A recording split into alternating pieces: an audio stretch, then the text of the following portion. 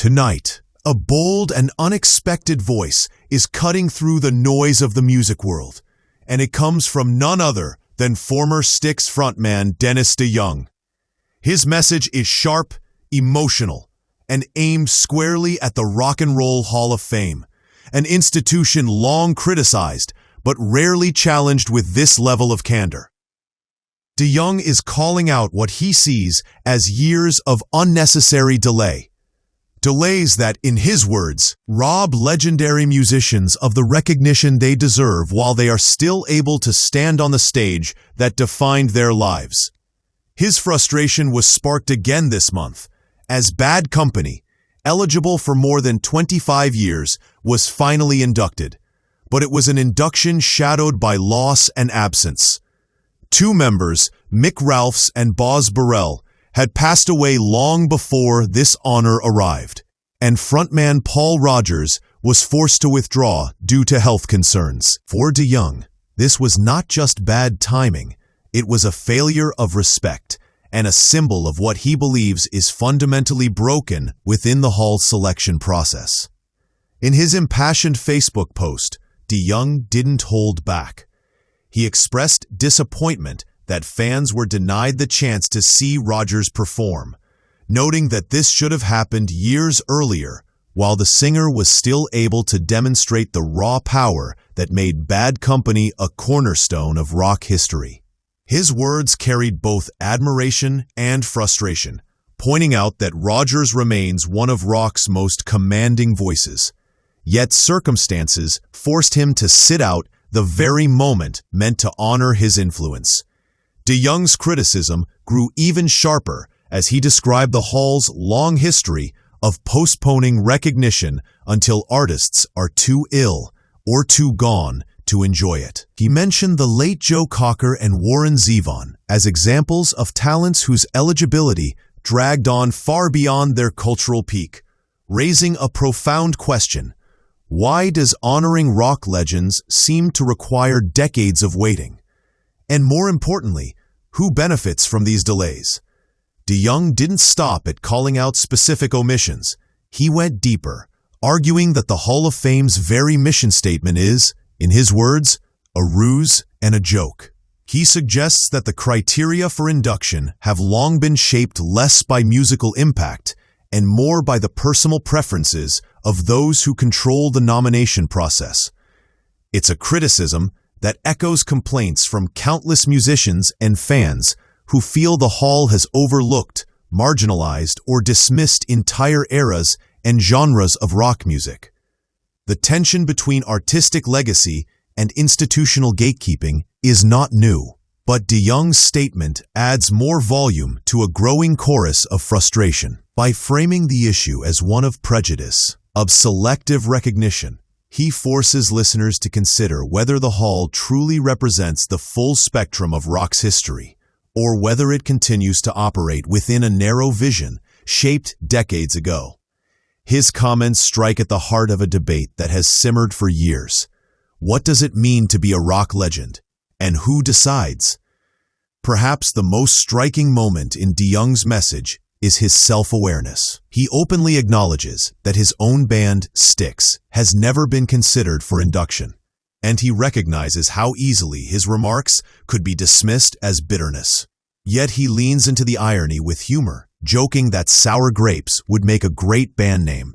This mix of sarcasm and sincerity gives his critique an unusual authenticity, one that resonates beyond personal disappointment. Styx has sold millions of records, influenced generations of musicians, and left a lasting imprint on rock culture. And yet, like many long-standing acts, they remain outside the Hall's doors. DeYoung's comments tap into the broader sentiment shared by fans who question how an institution claiming to preserve music history can repeatedly overlook artists who shaped it. In challenging the Hall, he invites listeners to reconsider not only who gets inducted, but also whether the system itself still reflects the spirit of rock.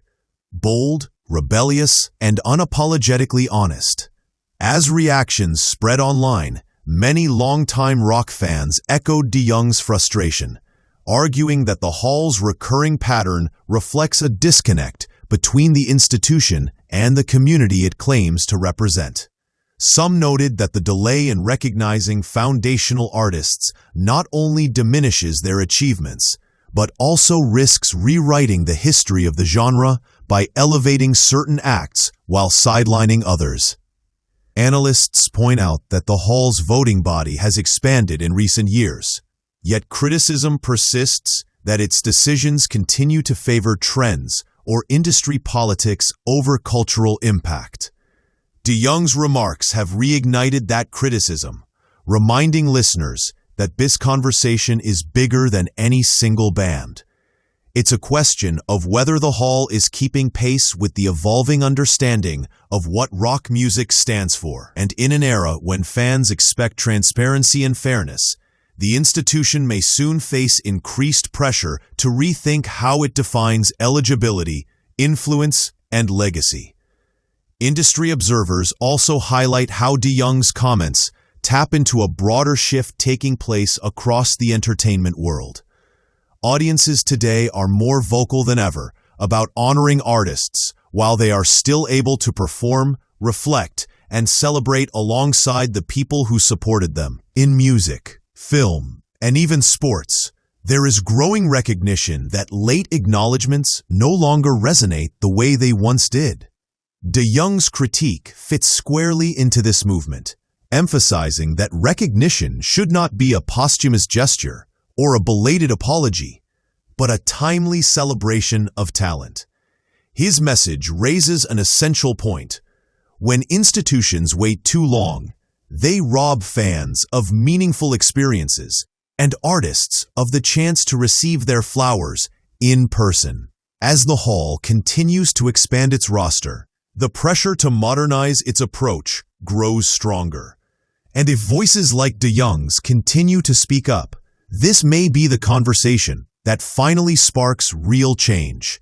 Meanwhile, DeYoung's candid tone has drawn attention for another reason.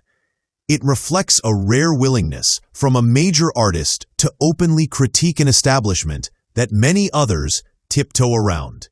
While countless musicians have expressed dissatisfaction privately, few articulate it with such directness. His message brings to light an uncomfortable truth, that for many artists of his generation, induction is not just an accolade, but a symbolic recognition of decades of dedication. And when that acknowledgement never arrives or arrives too late, it leaves a lingering sense of unfinished business. DeYoung's words also underscore how the Hall's decisions influence public memory, shaping which artists appear in documentaries, playlists, and educational materials. In this sense, his criticism is not only about personal disappointment, it's about the preservation of an entire musical legacy that risks being curated through an overly narrow lens. Despite the intensity of his message, DeYoung maintains a tone that blends frustration with humor, giving his words a grounded human quality. He acknowledges that some will dismiss his views as complaints from someone whose band has been overlooked, yet that very honesty strengthens the impact of his critique. It's a reminder that musicians, regardless of fame or legacy, feel the weight of recognition, or the lack of it. For Styx fans, his comments have sparked renewed discussion about whether the band's musical contributions have been undervalued. Their influence on progressive rock, theatrical performance, and arena-level sound is widely acknowledged by fans and critics alike. But DeYoung's emphasis remains clear. This is not just about Styx. It is about ensuring that artists who shaped rock history are not left in the shadows while time passes them by. And with each year that the Hall delays, the conversation becomes harder to ignore.